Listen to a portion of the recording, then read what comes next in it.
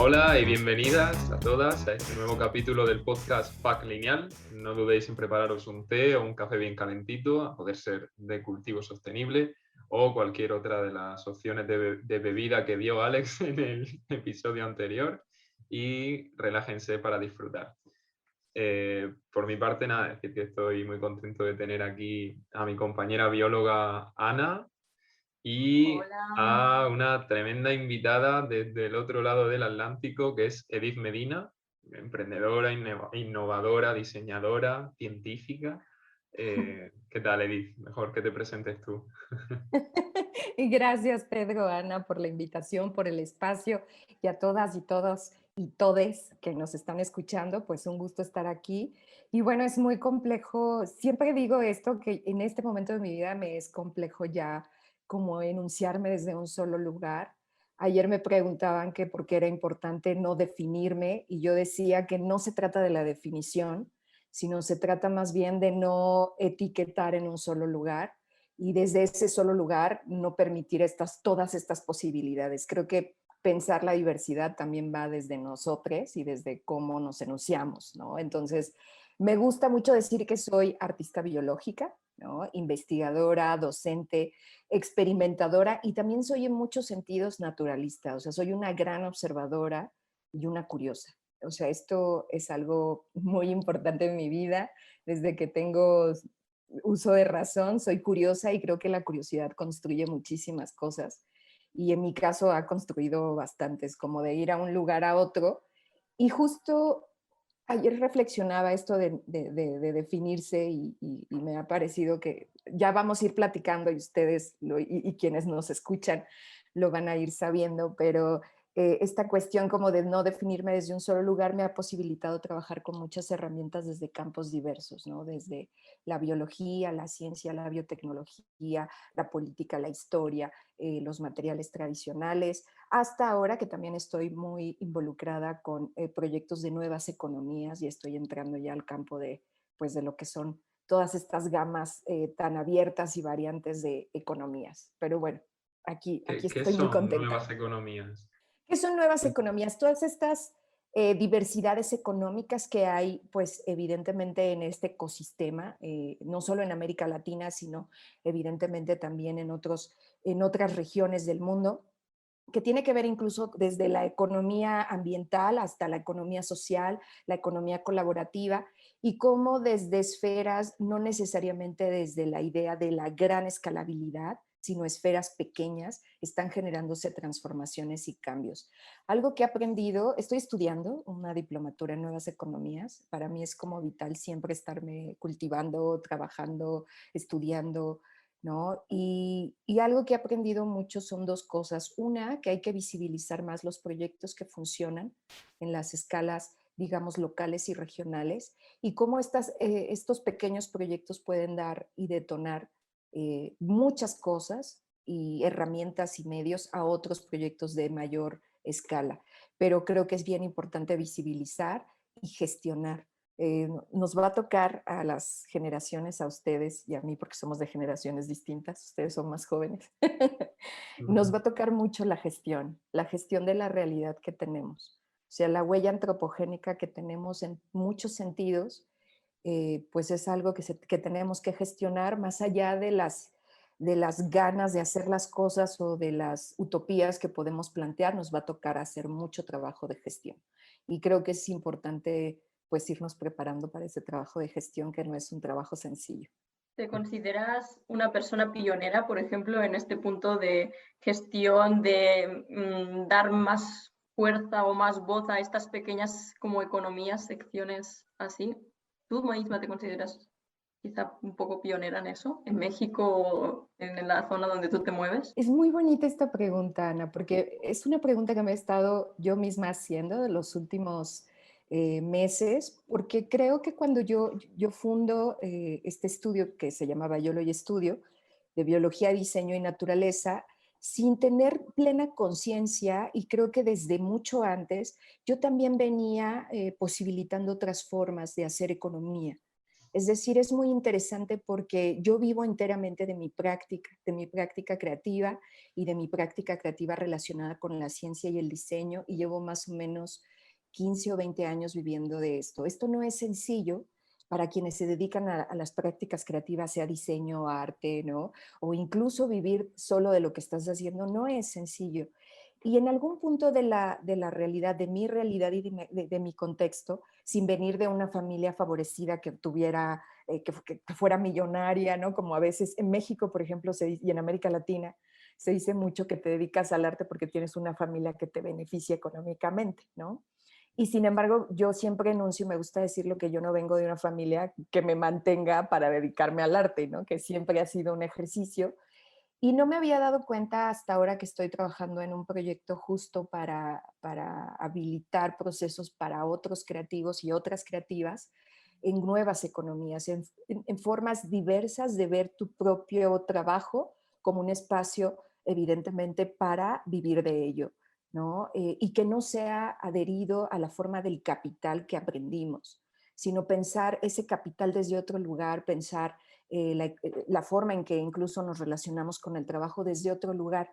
Y ayer me entrevistaban, me hacían una entrevista justo y me preguntaban que cómo era un día normal en Biology. Y en realidad yo decía que empezábamos a las 11 de la mañana y a las 6 de la tarde máximo nosotros terminamos. Y nunca le pido a nadie que colabore conmigo, que trabaje más de ese tiempo, ni siquiera a mí misma. Si hay algo que tengo que entregar, pues me quedo un poco más de tiempo, pero siempre pienso que el ejercicio de ese espacio de tiempo, de vida, es importantísimo para poder estar fresco y fresca creativamente.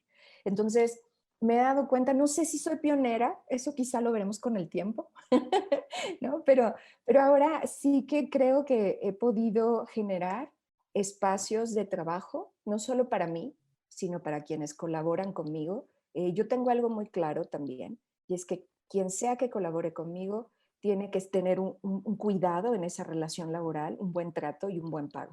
O sea, siempre procuro pagarle a la gente no estoy a favor de, vamos a hacer, sobre todo proyectos que tienen, pues, trabajos largos implicados, decirles, ah, sí, gratuito. No, no, no. Y esto se repite mucho en el ámbito creativo.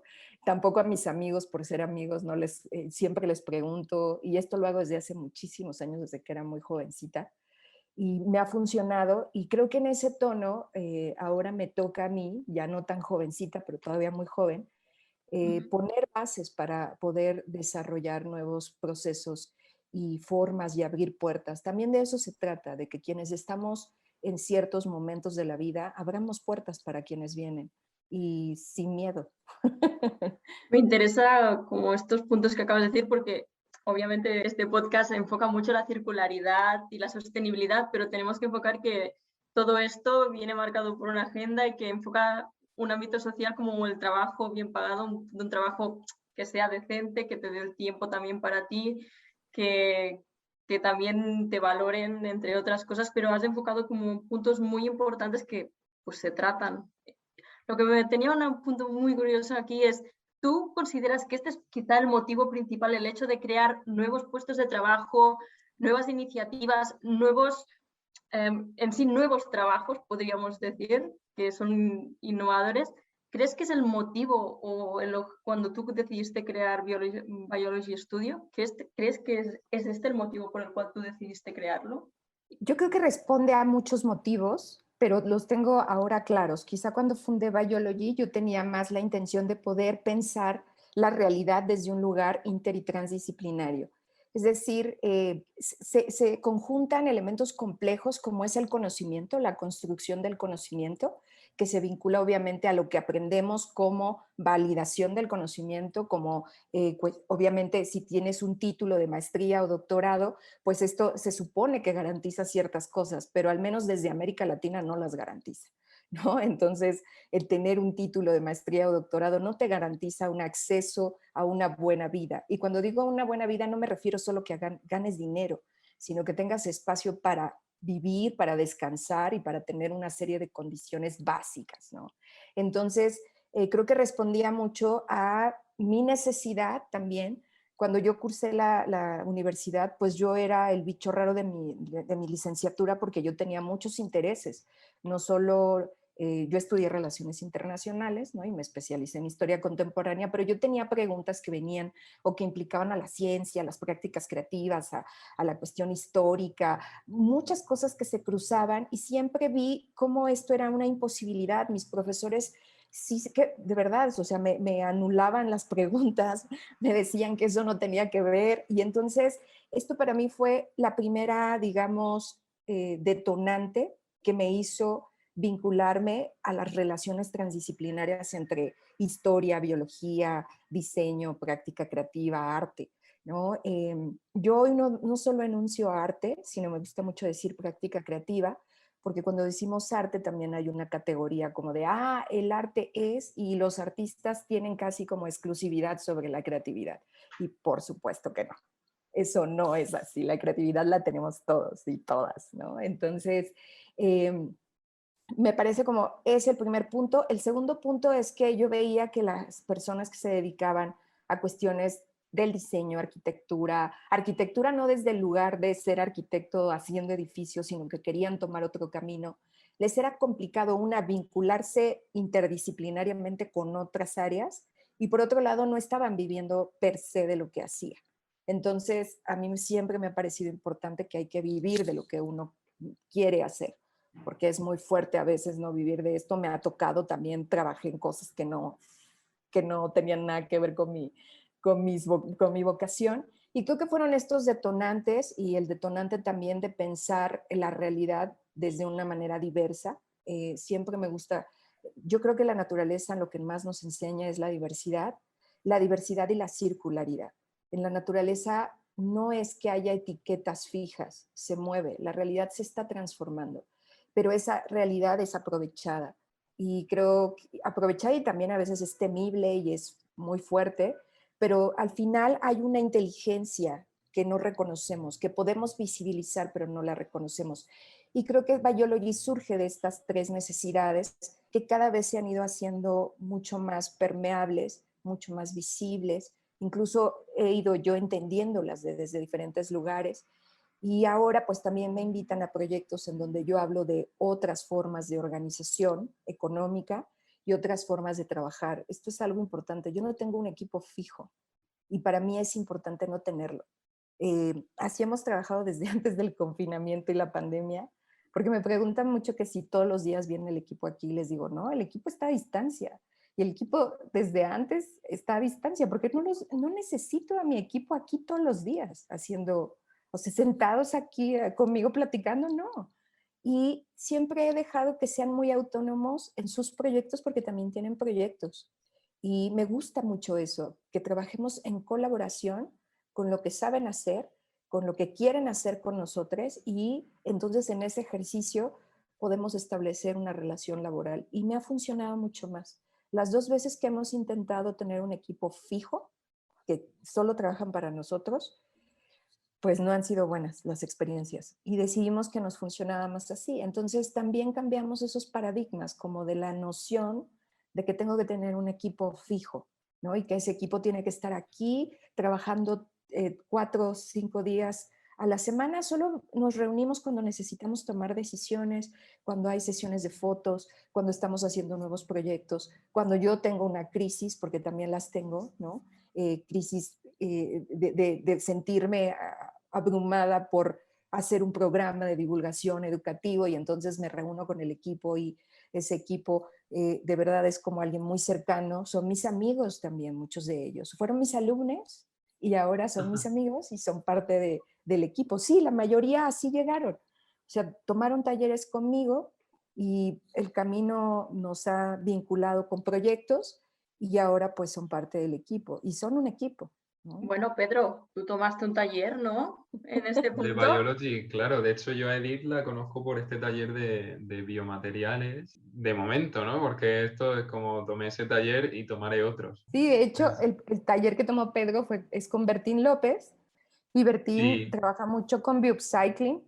exacto, Bertín, taller de sí, biopsy. sí, Bertín es parte del equipo, pero Bertín fue mi alumno hace 5 años y empezó a desarrollar materiales, investigaciones y hoy es parte del equipo. Él es una parte sumamente importante de Biology. O sea, él está conmigo en las investigaciones, él me acompaña cuando algo no sale bien y entonces me frustra lo que no salió bien en el estudio y le mando, nos comunicamos mucho por WhatsApp, tenemos una gran comunicación por WhatsApp, entonces yo le escribo mensajes así, le grabo mensajes de, oye, me salió esto y me sentí horrible, él también, y entonces tenemos una gran colaboración, pero él tiene también su estudio que se llama Estudio Whole, en donde él también trabaja mucho con fabricación digital y biomateriales. Y eso a mí me parece maravilloso, que él sienta que puede crecer de manera independiente y que yo no le estoy pidiendo que me dé la vida para Biology, porque evidentemente si él no siente que crece, pues no colaborará y no hará cosas que le enriquezcan tanto a él como al espacio. Y a mí me interesa ese punto, en donde nos enriquecemos mutuamente, ¿no?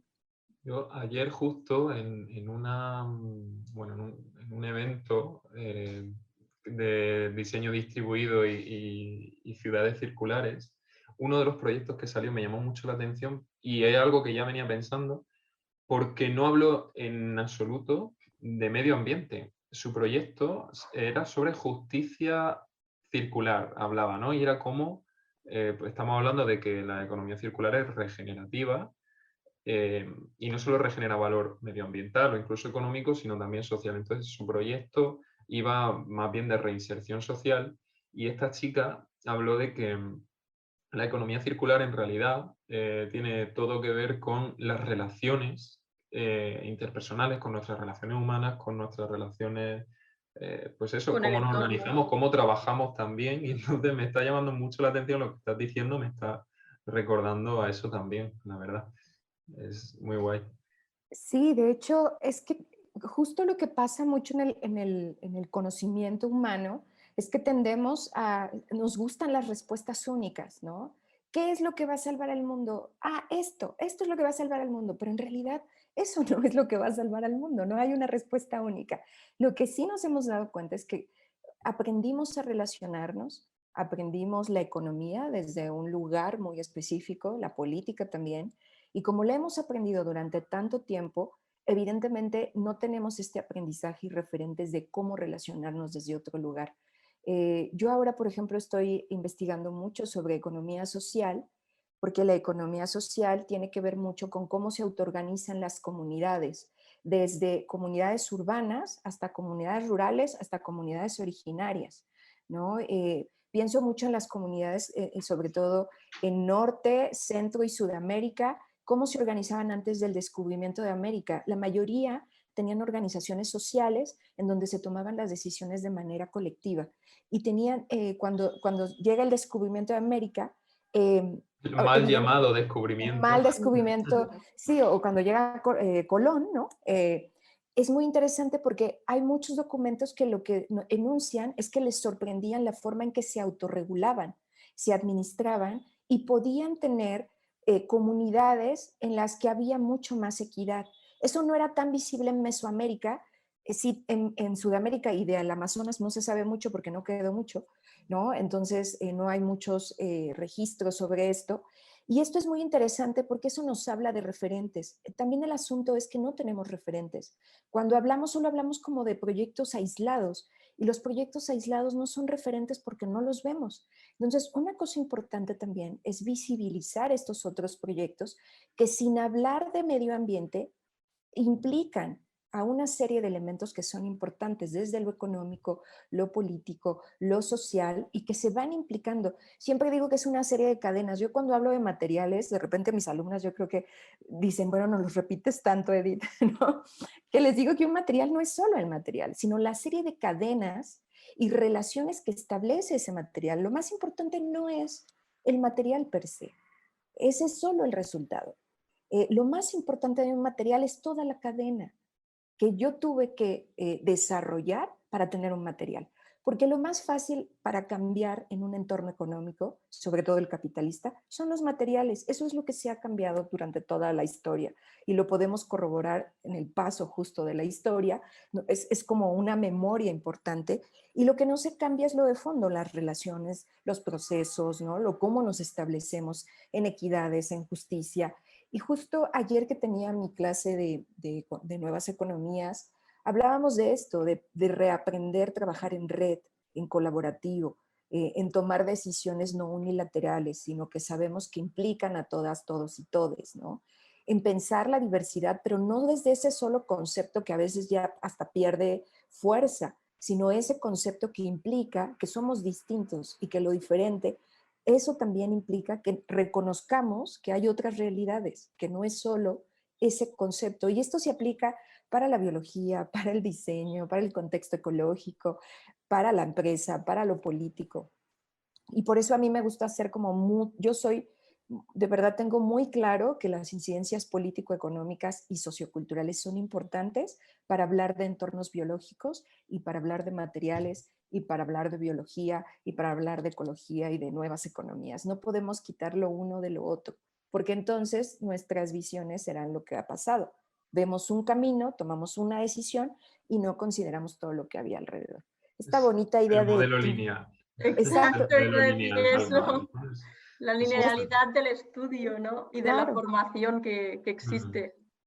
Y Sí, y todo esta el siglo. bonita noción de Timothy Morton, ¿no? De ecología sin naturaleza, porque la naturaleza está acotada por los humanos, no por el contexto natural, sino por los humanos. Y Está entonces, acotada, te refieres cognitivamente. O sea, está... acotada, sí, construida socialmente el concepto. El Mm. concepto es una, naturaleza es un concepto construido socialmente, no es neutral tampoco, con implicaciones político, económicas. Recuerden que la idea de la naturaleza desde hace muchísimos años está ligada a la idea del dominio de la naturaleza, ¿no? Y de esa naturaleza transformada en progreso. Y eso ya implica una construcción social, político, económica y de relación. Incluso cuando hablamos, por ejemplo, de relacionarnos con la naturaleza, yo tengo una serie de pedagogías biológicas, así se llaman, que es la interacción con otros sistemas vivos, desde insectos, plantas, hongos o lo que se te cruza enfrente que no es humano, ¿no? O más allá de lo humano. Y es muy interesante porque cuando hago estas pedagogías para tener esta relación con lo otro, que puede ser una planta o lo que sea, siempre tendemos a decir, la planta es que siente, o sea, siempre tendemos a categorizarla en una inteligencia humana. Y eso tiene riesgos, porque otra vez la estoy acotando desde lo humano. Entonces, yo, por ejemplo, acabamos de hacer una meditación que fue un proyecto que salió de otro proyecto que me pidieron con pedagogías biológicas. Hicimos un ejercicio de meditación en donde yo literal decía, o sea, siéntate delante de la planta y no pienses en un diálogo verbal, sino piensa en otra forma de comunicarte. Si no te comunicas con palabras, ¿cómo te comunicarías? Con pensamientos, incluso puede parecer un poco como irreal, ¿no? Pero les pido que la sientan y esto empieza a generar ejercicios bien interesantes de cosas que no se dan cuenta con la planta que tienen en su casa todos los días, que se mueve, que tiene colores, que tiene matices. Y este es un ejercicio de un profesor que ahora se me fue el nombre, se me acaba de ir el nombre, qué mal, que tiene toda una investigación sobre árboles y que a sus alumnos les pedía que se fueran al bosque durante meses, pero él lo que les pedía no era esta relación de conversación, sino lo que les pedía es que alcanzaran a escuchar el sonido que emitían los árboles. Ese sonido que tienen, pero que obviamente por una serie de construcciones nosotros no percibimos, porque una, no atendemos eso, y otra porque hay una complejidad con respecto al sonido, igual que con la luz, que son perceptibles hasta que tenemos conciencia de una serie de interpretaciones, ¿no? Entonces, es muy interesante porque él hace todo un libro de los sonidos de los árboles, ¿no? Entonces, a mí me parecía muy interesante e incluso detonante de sentarte una hora frente a una planta o un insecto y ver qué resultaba, ¿no? O sea, incluso a lo mejor pensar que te comunicaste de otra manera y que puede parecer una locura y que posteriormente podemos encontrar que no es una locura. Digo, la epigenética se consideraba que no era real y ahora es real. La biosemiótica no era considerada algo, digamos, serio y ahora está considerado que hay una significación visual de lo biológico, ¿no? Y entonces la biosemiótica está retomada desde otros lugares, pero no es, bueno, hasta digo, me encanta a mí la historia de la fermentación lo revela, ¿no? No había esta idea de simbiosis entre microorganismos. y les costó mucho trabajo asumir que podía una bacteria y una levadura tener un vínculo para sobrevivir y para generar cosas. A ese nivel estamos hablando de cómo entendemos las relaciones de todo tipo. Yo creo bueno, has dicho una cosa también cuando has hablado de cómo se organizaban, ¿no? Otros pueblos y otras comunidades antes de que llegara el progreso, vamos a ponerlo entre comillas. Y bueno, en Biology Studio, digamos que seguir la filosofía ITT, que es innovación, tecnología y tradición. Sí que de alguna forma vincula el diseño y la tecnología, podríamos decir tecnología moderna, no sé si decir moderna, con culturas ancestrales o con otros saberes. Y me interesa mucho saber cómo se puede hacer para que esto, la tecnología y los saberes ancestrales, convivan así en simbiosis, no sean contradictorios. Normalmente lo que vemos es que la tecnología occidental oprime los saberes ancestrales e indígenas. ¿Cómo se puede hacer para que convivan en armonía? Y no sé si regenerar esa relación entre ambas.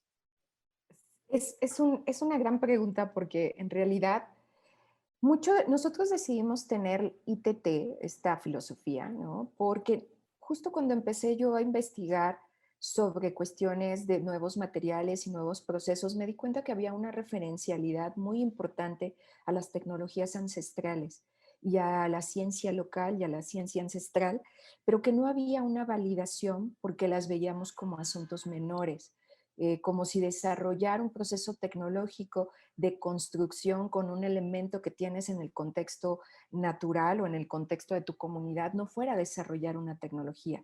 Y lo que nos dimos cuenta es que cuando empezamos a hacer investigación sobre nuevos materiales, por eso nosotros hicimos este término de materiales ancestrales, que nos pareció increíble que no estuviera adherido. Es decir, cuando hicimos la investigación, primero corroboramos que el concepto existiera y no existía como junto, sino existían separadas las palabras y a veces se había enunciamientos, pero no como un concepto real de material ancestral, porque siempre tenemos pensado que el material es algo adherido a las nuevas tecnologías. Y sí, sí hay una parte cierta, pero siempre está referenciado a tecnologías que existían previamente. Entonces, una es que siempre creo que nosotros tendríamos que pensarnos desde un lugar horizontal, no extractivista. Tenemos una construcción occidental de extractivismo, de conocimiento y de tecnologías. No es como que yo llego a una comunidad y trabajo en la comunidad y con la comunidad desarrollando un proyecto. Y entonces vamos tomando decisiones y vamos haciendo estas convergencias entre su conocimiento, sus tecnologías, con todos estos nuevos procesos, nuevas tecnologías, que no me gusta el término nuevas, sino tecnologías actuales, y que podemos generar hibridaciones que posibilitan otros caminos. No hacemos eso. Siempre llegamos, por ejemplo, a mí me han invitado a trabajar proyectos con comunidades originarias que tienen una tradición muy importante en América Latina, y algo que no me gusta es que me invitan a enseñarles. Así, oye, queremos que les des un taller.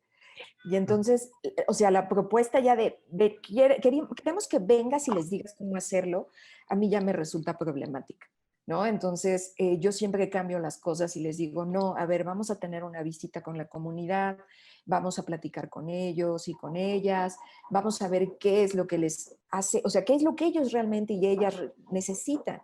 Yo no voy a venir a decirles qué hacer. Y, por ejemplo, nos hemos encontrado que la comunidad guaraní que está entre la frontera de Paraguay y Argentina, pues tenían un conocimiento ancestral maravilloso de tecnologías aplicadas a hongos y la fueron perdiendo gradualmente porque las generaciones poco a poco no vieron importancia en seguirlo aprendiendo. Y sin embargo, hoy, por ejemplo, que ese es un proyecto que tenemos pendiente porque se atravesó la pandemia, pero lo que podíamos nosotros decir o recuperar es todo ese conocimiento ancestral y hacer más bien como una arqueología de ese conocimiento, es hacer una búsqueda. ¿Quién es la persona con más tiempo aquí? ¿Qué recuerdas? ¿Qué está documentado? ¿Qué no está documentado? ¿Para qué recuperar cultivo de hongos? Hongos para materiales, hongos comestibles, nuevas economías, ¿no? Entonces, creo que eso es como muy importante Y justo me parece que hablando de tecnologías ancestrales y de tecnologías actuales, una relación que siempre debemos evitar es esta relación de jerarquías, ¿no? Esta relación en donde, esta es más importante que esta. No, en realidad ambas son importantes. Y también evitar relaciones extractivistas. Yo no trabajo nunca desde la jerarquía, la verdad me va muy mal y los proyectos que me han invitado de esta manera han salido mal, porque no sé trabajar así.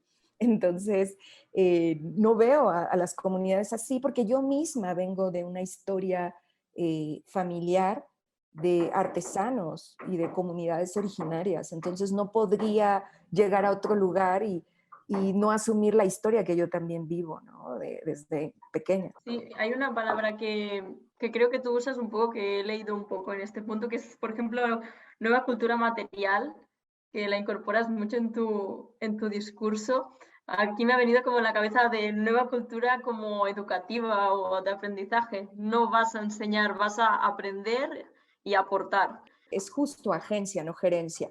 Y en ese pequeño detalle hay un cambio trascendental de cómo nos relacionamos con lesotres y con la realidad y los contextos. Yo hablo mucho de cultura material porque me parece que la cultura implica una construcción identitaria que tenemos en relación a los materiales y con los materiales. De hecho, yo ya incluso empecé a amplificar para no hablar solo de el material, sino de lo material. Es decir, lo material implica incluso aquello que no estamos transformando en un objeto, sino que está en nuestro contexto y que a veces pasa desapercibido. Hablo mucho de cosas como lo intangible como material, ¿no? Entonces, me parece como importante porque la cultura construye, la cultura significa, la cultura edifica también. Entonces, la agencia es un elemento importante que debemos de tener las comunidades, sabernos que tenemos esa agencia para modificar, para significar, para realizar, para transformar y no que tenemos que estar como obligados o obligadas a construir los materiales desde donde nos han dicho que los tenemos que construir. Y esto es muy importante. Ahora, yo no creo que el futuro sea completamente biomaterial y esto es importante que lo diga, porque pienso que, sí, pienso que esto es otra vez volver a un pensamiento en el que ya aprendimos que no funciona, ¿no? Entonces, creo que lo importante... Unidireccional, ¿no? De alguna forma Exacto, lineal. O sea, sí. bueno, ahora las soluciones son los biomateriales, pues entonces ahora todo biomaterial. No, no es el camino. Es De más, hecho, no en la sería... economía circular incluso se habla del ciclo tecnológico técnico y del ciclo biológico y también me gusta eso que hace referencia bastante a la diversidad de usos y de necesidades que pueden tener los materiales según el ciclo en el que interactúan o en el que fluyen, por así decir. Sí, a mí me parece muy importante no tener realidades exclusivas. Es decir, no decir, esto es el futuro, porque eso ya lo comprobamos muchas veces que nos lleva a tragedias de todo tipo, y a crisis, y a cosas terribles a lo largo de la historia. Entonces, yo hablo mucho, por ejemplo, de materiales híbridos, de reconocer lo que ya tenemos y los beneficios que tenemos y utilizarlos para lo que fueron pensados, para lo que están hechos y vincularlos con otras materialidades. Y también creo que no se trata solo de materiales, se trata de cambiar muchos sentidos, muchas relaciones y sobre todo muchas formas de relacionarnos, de consumir, de hacer economía desde el pensamiento. O sea, ¿cómo construimos la economía? ¿Cómo pensábamos que la economía se regulaba, ¿no? Se autorregulaba y pues eso no es así. O sea, la economía nos ha demostrado que no funciona así, ¿no? Y que no es equitativa de manera natural, ¿no? Y que hay un buen de elementos, una cantidad importante que hacen que se genere inequidad en diferentes puntos. Entonces, me parece que cuando hablamos de una cosa, hablamos de bastantes. Y eso me gusta mucho cuando enuncio cultura material. Además, porque me he metido mucho a investigar también la cultura material aplicada a entornos que no necesariamente sean con materiales, sino incluso a cuestiones más museográficas, museológicas, de construcción de identidad. Y me ha gustado de metodologías de investigación. Es muy interesante cuando entras ya en un amplio y vasto campo de la cultura material. Y algo que dijiste, Ana, que me gusta mucho, es que sí, estoy muy metida con el aprendizaje y con cómo aprendemos. De hecho, esto es algo que quizá no es tan visible en mi estudio, en Biology Studio, pero por ejemplo la metodología que aplicamos en Biology es una metodología abierta, así se les llama, metodologías vivas de investigación y de educación. Y esto quiere decir que no hay fórmulas que, no se, que estén ahí y que no se van a mover nunca, sino que las metodologías vivas te permiten movilizar de acuerdo al contexto, a la realidad y a lo que esté sucediendo, ¿no? A situarlas, esta palabra que ahora hemos escuchado tanto, pues sí, a situarlas y verlas desde otro lugar. Y me encanta enunciar a un científico mexicano que se llama Jacobo Greenberg, cuando él decía que el método científico no era un método exclusivo de la ciencia, era un método de investigación, claro, y que como tal podías aplicarlo a otras áreas de conocimiento, no solo a la ciencia. Y eso es hablar, quizá en ese momento no existía digamos, la palabra metodología viva o metodología abierta, y yo trabajo mucho desde esto. Las metodologías que tengo las aplico igual a entornos de diseño, biología y ciencia, que igual con docentes en procesos de aprendizaje y de diseño de experiencias educativas. Trabajo mucho con docentes porque me parece que ahí hay un elemento importante de reaprender el mundo, no, no solo la realidad, el mundo, como nos enseñaron a ver los objetos, la cultura material, el amor, las relaciones, ¿no? La diversidad, y que está todo unido, no lo puedes desvincular, ¿no? Está enlazado fuertemente. Tengo como un poco dos preguntas. Una que retrocederemos un poco a lo que has hecho, pero respecto a lo que tú ahora mismo has dicho, por lo que sé, tú has iniciado muchísimo todo el tema de aprendizaje digital, también todo el ámbito digital, y lo iniciaste hace mucho tiempo. Lo que pasa es que quizás no hace tanto tiempo que la gente se dedica a aprender digitalmente y barra online, que yo creo que en ese punto es increíble. Y yo sí que considero que aquí sí que eres pionera. Lo que pasa es que la gente no estaba tan puesta online en ese tiempo que tú iniciaste, y mucha gente te pregunta ¿me puedes enseñar esto, por favor, en tema online? Y eso para mí es muy increíble a nivel de enseñanza. Y otra pregunta que retrocedemos un poco, que de todo, como los vínculos que has comentado, quería como reintroducir el concepto de co-creación. En este caso, el tema de cómo se crea un vínculo entre humano, no humano, de todo esto. Antes has hecho como un vínculo que pues, me interesaría que me comentaras más en tema material, cómo se crea. Que ahí normalmente hablamos de co-creación entre humanos, pero es que claro, se puede entrar a co-crear con más seres, además de los humanos. Y eso, ahí ya la comunicación. Sí, y cómo no establecer una relación jerárquica, ¿no? Con todo lo que aprendimos. Es complejo, no es sencillo. Y implica replantearse muchas cosas. Y bueno, voy a ir contestando un poco, Ana. Sí, yo empecé hace más de 10, 15 años en trabajos digitales. Antes de Biology tuve un proyecto que se llama, y que lo reactivamos el año pasado justo para trabajar con docentes en entornos digitales.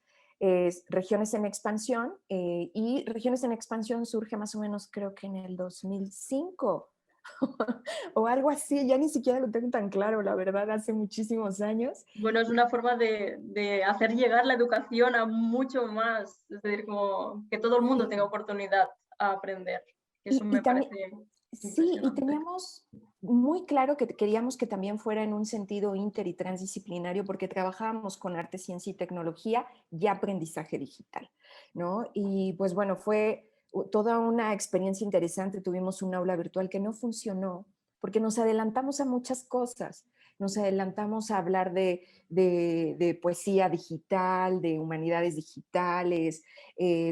Yo en México, conjuntamente con un proyecto que se llama Taller Multinacional, di el primer taller de arte y ciencia y tecnología en línea en la Ciudad de México. Y no sé si en México, porque no he investigado si es así, solo enunciaré que fue en la Ciudad de México y que fue una experiencia bellísima porque trabajamos a distancia con microfotografía, bacterias y demás, y que nos dijeron que no lo íbamos a poder hacer a distancia y lo hicimos con un proceso maravilloso.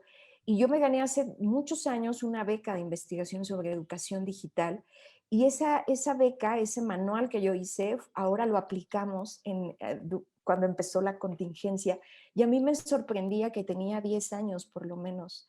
La beca me la dieron en el 2004.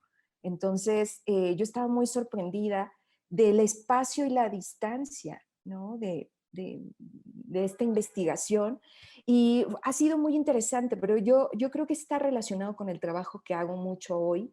Biology Studio tiene sus procesos educativos muy claros y siempre les digo, no se toman solo un taller pues de hacer materiales, se toman un taller para pensar ese material y aprender a diseñar, a desarrollar y a transformar una serie de elementos que hemos aprendido, ¿no? Y eso va enlazado justo a cómo aprendemos a relacionarnos con otras entidades no humanas. Y me encanta el término de más allá de lo humano, ¿no? Entonces, porque a veces la categoría que el humano establece de un no humano, pues también se queda corta.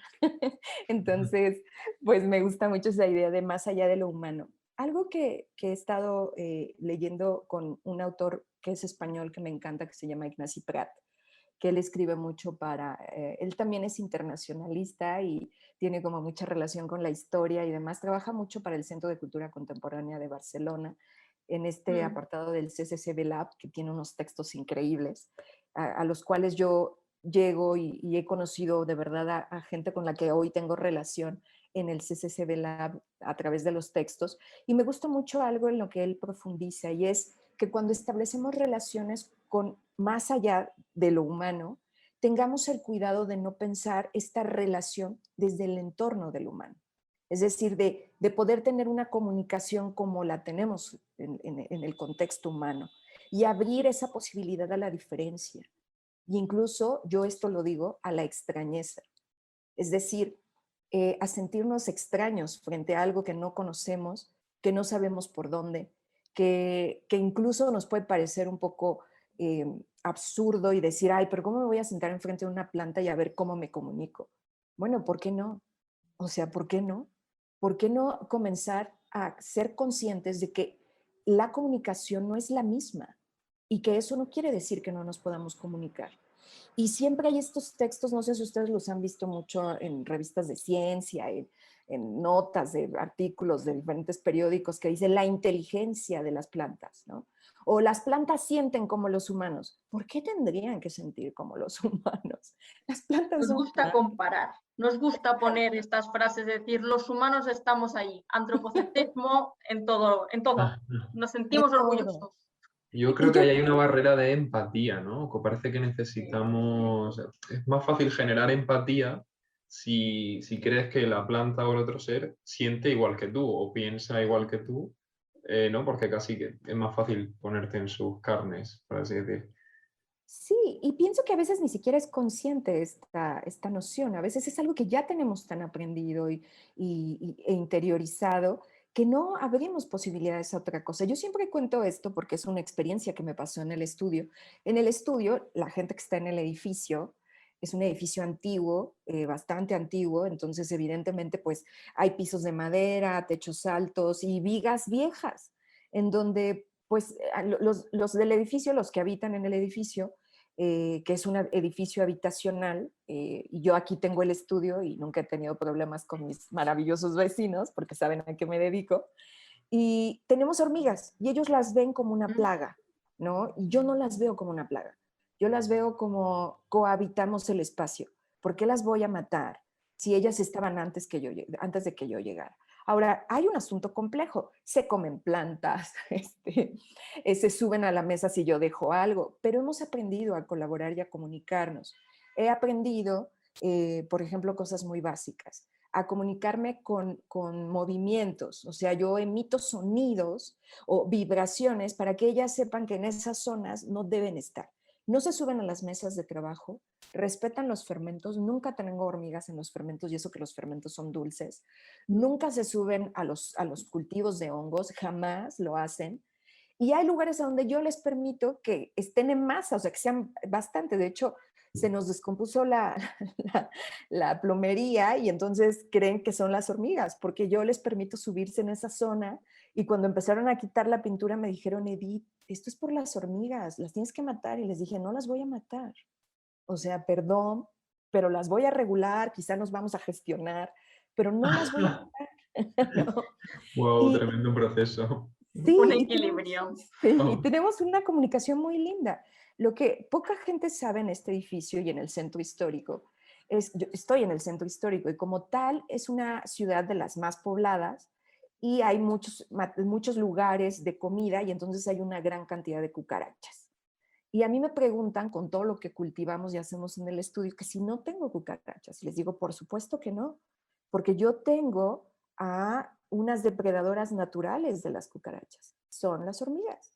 Las hormigas matan cucarachas, matan insectos, se comen a los moscos, se comen ciertas arañas, se las comen. hormigas se comen a las cucarachas y a Bueno, las comen de arañas, todo. Es decir, la cuestión es que no pero comen cuando están cucarachas. vivas todavía son capaces de matar a una cucaracha.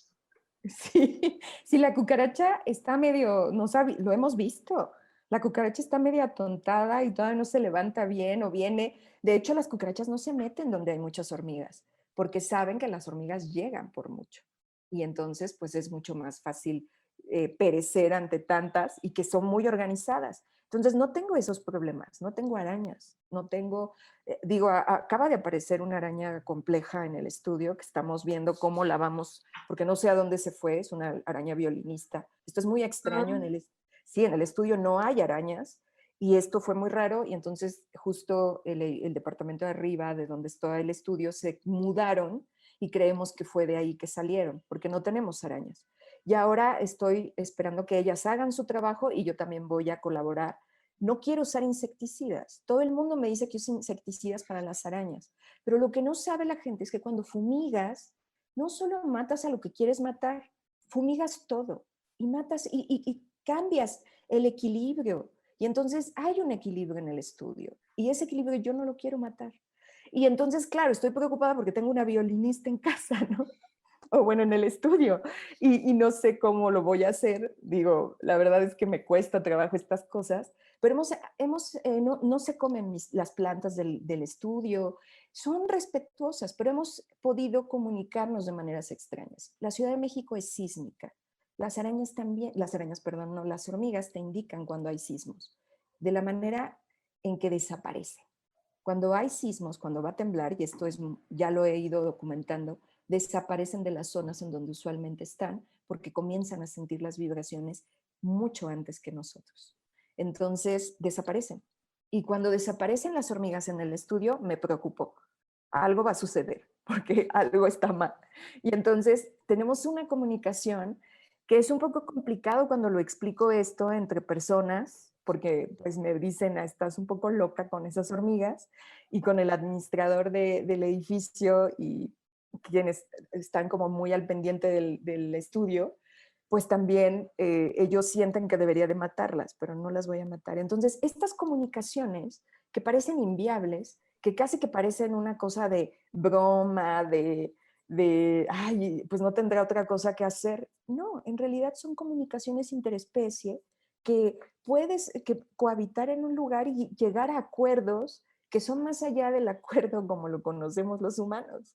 Yo estoy aprendiendo a comunicarme, estoy aprendiendo incluso a saber cómo hacerles no lo he querido hacer porque los vecinos se escandalizan un poco, hacer un lugar donde vivan y que puedan hacer el hoyo con la tierra y puedan estar ahí, ¿no? Entonces, un ecosistema de ellas, pero ya van dos vecinos que lo comento y me dicen que les preocupa que se vayan bueno, que vaya a aumentar el número, ¿no? Entonces, esto es así y las formas de comunicarnos, un poco respondiendo a la pregunta, Ana, no tendrían que ser las que aprendimos.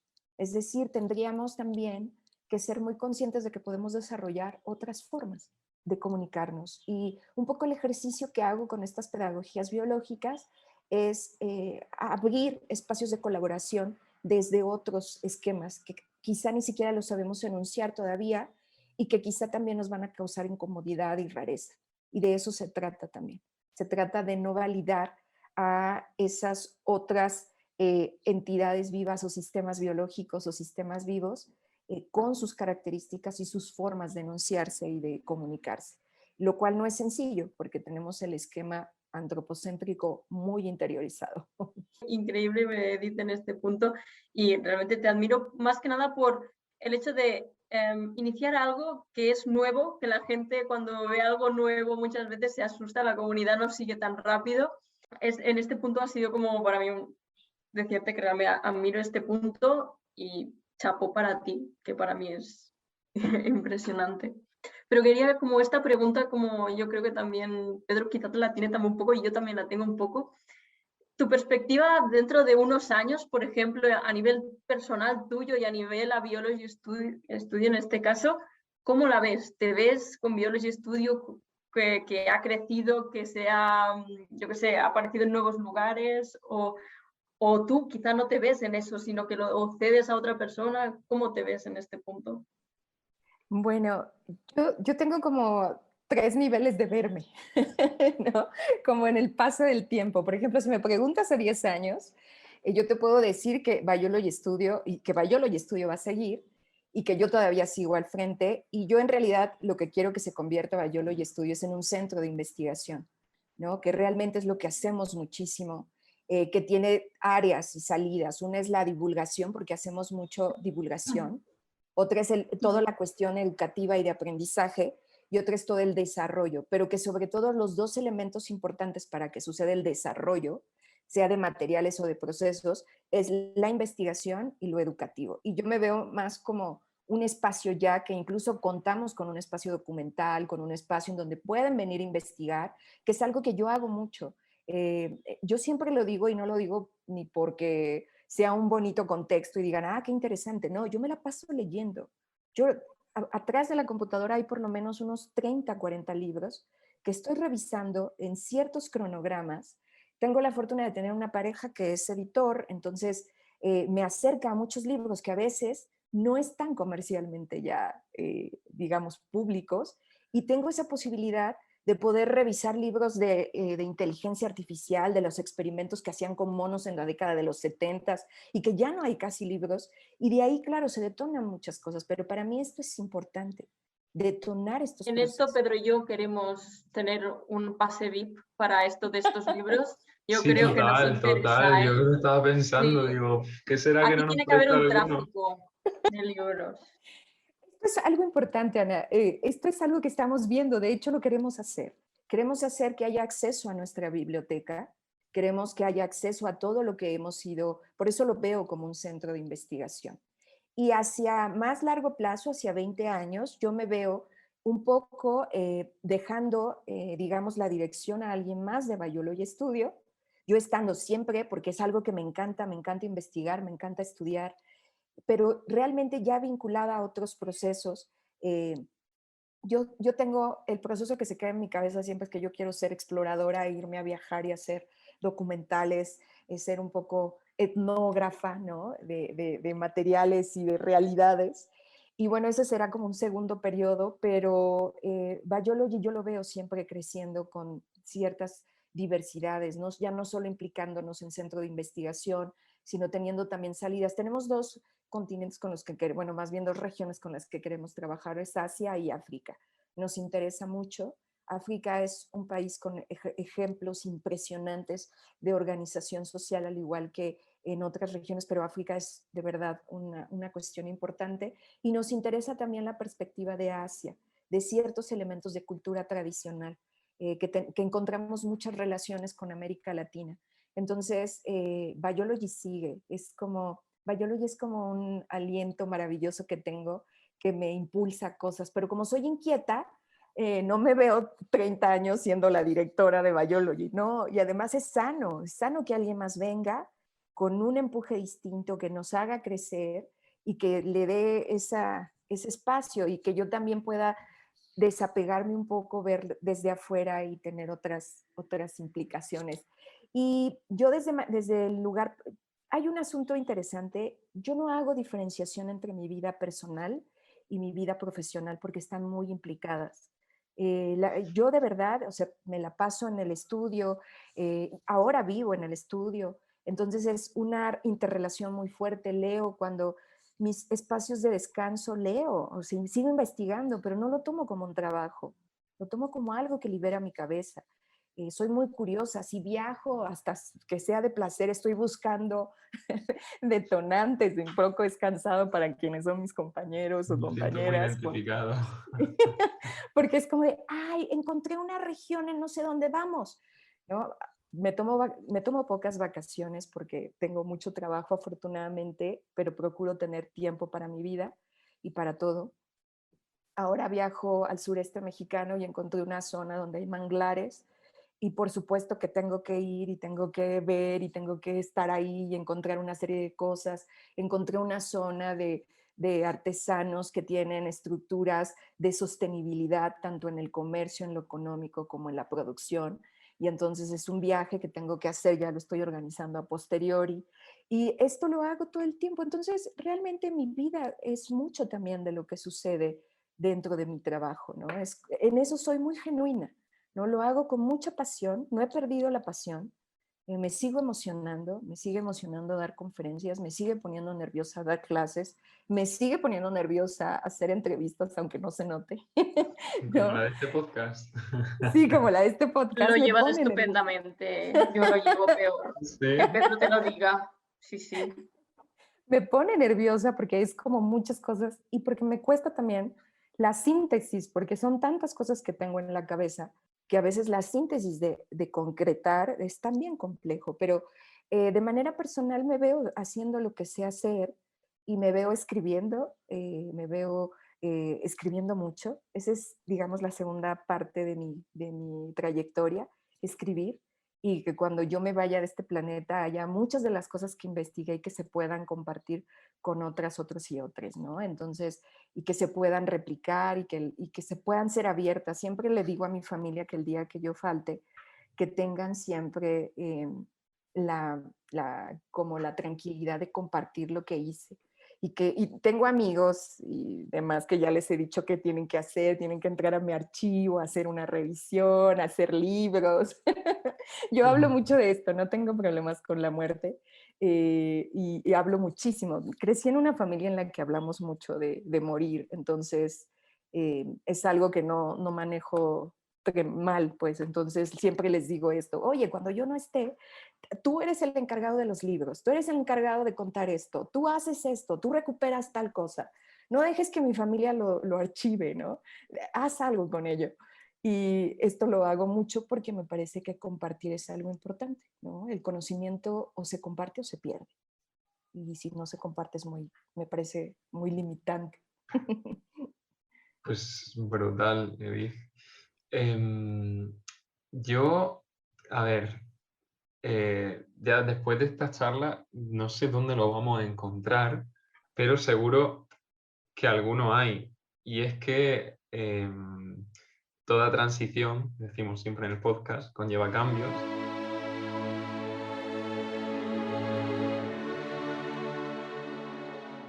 Incluso una transición de paradigma cultural y de la forma en la que entendemos el mundo. La cosa es si a veces si nos paramos en algún momento a analizar esos cambios, incluso a nivel interno nuestro, ¿no? Yo creo que tú sí, y por eso no sé dónde lo vamos a encontrar, pero nos gustaría indagar en cuál es tu pecado lineal. Seguro que tienes algún pecadito lineal que nos puedas confesar en el podcast. No lo había Cerras. pensado, sí, o sea, no lo había pensado como mi pecado lineal. Uy, qué fuerte. No, no lo tengo claro, pero creo que quizá a veces mi pecado lineal tiene que ver con entornos personales de vida, más que profesionales. Esta noción de que a veces las relaciones, sobre todo personales, se construyen desde un lugar, aunque yo trabajo mucho por no tener linealidad, más bien me cuesta como la linealidad de las y los otros, ¿no? Y entonces tengo un asunto que de repente me cuesta, porque no soy lineal, quizá es por ahí que me cuesta trabajo pensarlo, porque no soy lineal, nunca lo he sido en un sentido estricto, pero cuando las y los otros se acercan y son muy lineales, me cuesta trabajo conciliar a veces, aunque soy muy conciliadora y muy mediadora, tengo que trabajarlo mucho. Hago un trabajo mental intenso, ¿eh? Yo medito, hago muchas cosas porque la linealidad de las personas de cómo interpretar el mundo a veces es muy fuerte y me afecta. Entonces, incluso con mi propia familia. O sea, mi familia, que yo no sea lineal no quiere decir que mi familia no sea lineal. Entonces, a veces muchos temas, conceptos y abordajes tengo que prepararme para ello. Entonces, procuro como cuestionar y cuestiono mucho y entonces la gente se cansa. Quizá ese es un asunto complejo. Cuestiono mucho. Sí, les cuestiono mucho la linealidad y las concepciones y pienso que a veces agoto a la gente. Entonces procuro ahora que soy mucho más consciente de ello, eh, no ser lineal incluso con ese pensamiento, ¿no? Con esta flexibilidad, no caer en linealidades, que creo que eso también te permite pensar en diverso. Y esto pareciera o sea, pareciera como algo que se no sé, que es como contradictorio, pero no lo es. Justo por eso hago mucho trabajo de no lineal, de no linealidad. Pero eso no quiere decir que no me cueste trabajo con las relaciones humanas. Trabajo muy bien, tengo equipos maravillosos, me llevo muy bien con mi familia, tengo una gran pareja, pero trabajo mucho para no tener esquemas lineales en mi cabeza en las relaciones humanas, lo que no es nada sencillo. Tengo que decir, Pedro, que creo que es la primera vez que nos encontramos que el enfoque es en ámbito social, personal y no material, ¿eh? Es decir, Claro, porque el impresionante en ese enfoque punto. de esta entrevista ha tomado ese matiz más social, incluso cultural, podríamos decir, que, que material. Contra todo pronóstico, a lo mejor para alguno que la haya escuchado, porque precisamente a lo mejor pensó que vino a la entrevista a escuchar hablar de biomateriales, pero justo es de lo que menos se ha hablado. Eh, Claro, pero es que es bien bonito es esto que una dicen tremenda los dos. lección, eso es una Ya ves. tremenda lección. Esto es muy tremendo porque hablar de biomateriales, como hablar de cultura material, como hablar de nuevas economías, es hablar de nuevas relaciones en cuanto a redes de colaboración sociales, amorosas, personales, de amistad y de trabajo. Y si nosotros quitamos ese elemento que es importantísimo, entonces estamos quitando un elemento de fondo. Y yo creo que las cosas se transforman de fondo. Entonces, algo que yo trabajo mucho conmigo es trabajarlo de fondo. Hago mucho trabajo, de verdad. Ustedes no se imaginan, pero yo tengo unas redes de trabajo colaborativo en donde nos cuestionamos un montón de cosas. Muy importante y procuro llevarlo a la praxis en mi práctica, evidentemente con Biology Studio, con mis equipos de trabajo y con mis relaciones personales, interpersonales, tanto amorosas como de amistad, como de familia, ¿no? Entonces, es algo que me trabajo mucho y quizá por eso hablo de la linealidad, que eso es importante, trabajártela en lo personal y tener esas vinculaciones hacia afuera, ¿no? Impresionante. Pues Nos hemos quedado así, nos hemos pero quedado calentitos. Pedro, Bueno, normalmente proponemos una redención circular para ese pecado lineal y también proponemos que la publiquéis, ¿no? Que hagáis una muestra de eso en vuestras redes, mencionándonos y tal. Pero yo creo que en este caso, más que una redención que se va a quedar, bueno, casi que yo prefiero que nos etiquetes en un vídeo o una foto de tus compañeras hormigas haciendo algo que considere, no sé, significativo o que puede ser sorprendente. Yo creo que va a ser eh, incluso más interesante.